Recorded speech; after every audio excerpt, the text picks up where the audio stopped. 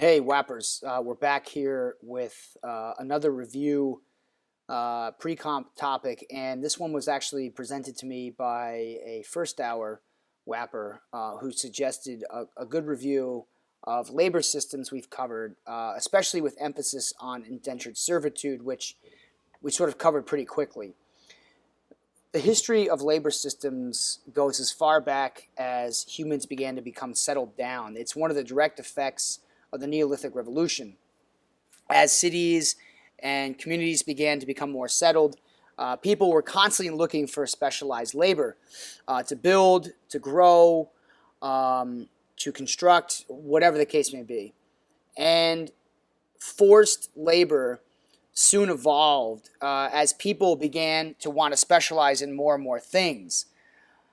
Now, tracing the lineage of forced labor, really, it's not necessary for us to know exactly where and what year forced labor started. It was more a product, and I think that it was more a product of the Neolithic Revolution, but I would say the most important thing you want to remember in review of labor systems is the fact that labor systems, and especially forced labor systems, really were not unique to one particular area. All over and all throughout world history, there are examples of different labor systems. And in most cases, slavery is one of the most common forms of forced labor. Chattel slavery, Chattel. Chattel slavery is when a human is sold into bondage. And you find traces of that all the way back to Mesopotamia, Babylonia, biblical times with the Hebrews. Certainly the Greeks had slaves as well in ancient times. Forced labor and chattel slavery is one of the most common, and we obviously have gone all the way into that with the age of exploration and the age of discovery in the Americas.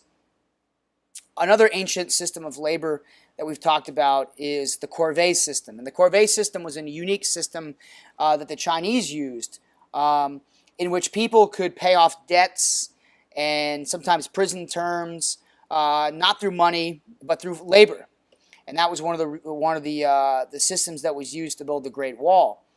So when it comes to chattel slavery, I mean, chattel slavery, we really put a lot of emphasis on that with the Columbian Exchange, the Middle Passage.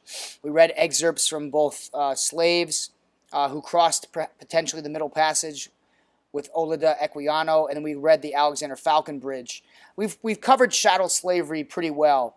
And we have the corvée system now as a term that the Chinese used in terms of getting forced labor, but not by being sold into bondage, rather being paying off debts through labor. The one probably more murky topic that we didn't spend a lot of time on, and I would assume somewhere along the line in a U.S. history class, this is a topic that you'll definitely hit. But it's the labor system of indentured servitude. Indentured servitude was really first concocted and first utilized by the British when the British were colonizing the Americas, especially Virginia. The demand for labor, and particularly agricultural labor, was so high, and there just simply weren't enough English colonists that could maintain that amount of labor. What the English began to do was recruit people to come over from England or Scotland and Ireland as well, which were at one point were part of the English Empire. And people were recruited, and they signed contracts. They were contractually obligated to go and carry out X number of years where they would work. And once the people fulfilled their duties, whatever work they may do, whether it was agriculture, whether it was sometimes as a blacksmith or a doctor even, or a nanny, a house servant. I mean, people did all sorts of tutoring. I think we looked at a document in class with someone who was a tutor. Indentured servants did all types of work. The point was, once their contract was up, they were promised their freedom.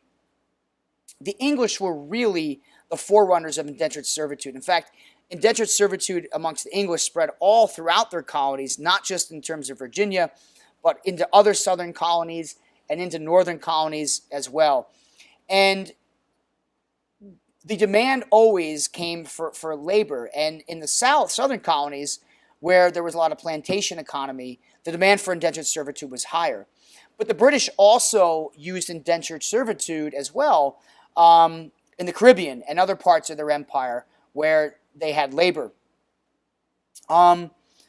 demands. And what's interesting is at a certain point in labor history, groups like the British were using both indentured servants and slaves, although ultimately slaves would be the preferred labor group for the British.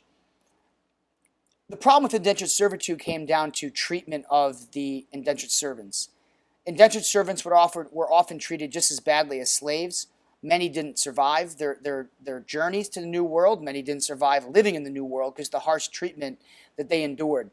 So indentured servitude is a unique phenomena that started mostly in the Americas. And eventually it was phased out by the British. It was phased out in favor of slavery. But an interesting thing happened when slavery was abolished in Britain. And we'll get into this later in the year. But when slavery was abolished in the 1830s, the British still had a demand for labor, especially in their Caribbean colonies where they grew sugar.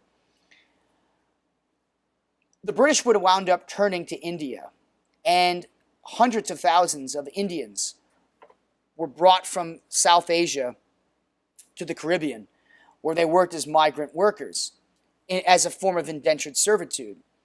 And what's fascinating for us is tomorrow we're going to be talking about India and the British takeover. So this is kind of getting ahead of where we're going to be tomorrow, but it's interesting because indentured servitude fell apart for a while. It was phased away, but then it was brought back in the British Empire when slavery was abolished.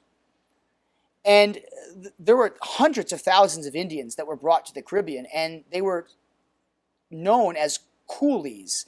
And these coolies were indentured Indian laborers who would go on to work the jobs that slaves had once done in the British Empire.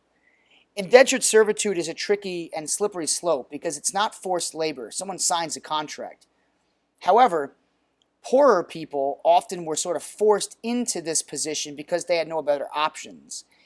But indentured servitude was responsible for hundreds of thousands of people coming to the Americas. I think at one point the British colonies in North America, over 50% of the people living there were either indentured servants or former indentured servants. So this is a widespread labor system utilized primarily by the British. Other European nations did use indentured servitude, but not to the extent the British did.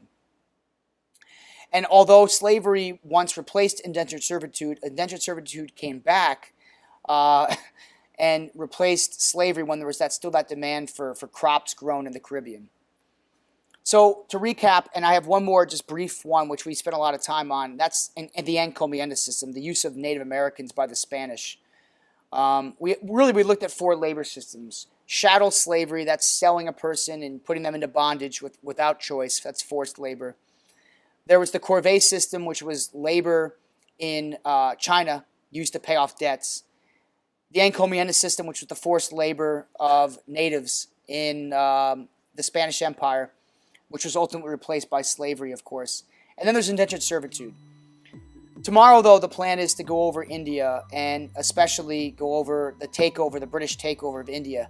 And the tie-in on the video today, because I tried to do that, was that a lot of Indians were brought to the Caribbean as indentured servants once the British had colonized and taken over India. I'll leave you guys with that. Hopefully that was a good recap of the different systems, especially indentured servitude. Wish you guys the best of luck tonight in your preparation for next Wednesday. As always, the past shapes the future. Take care, Whappers.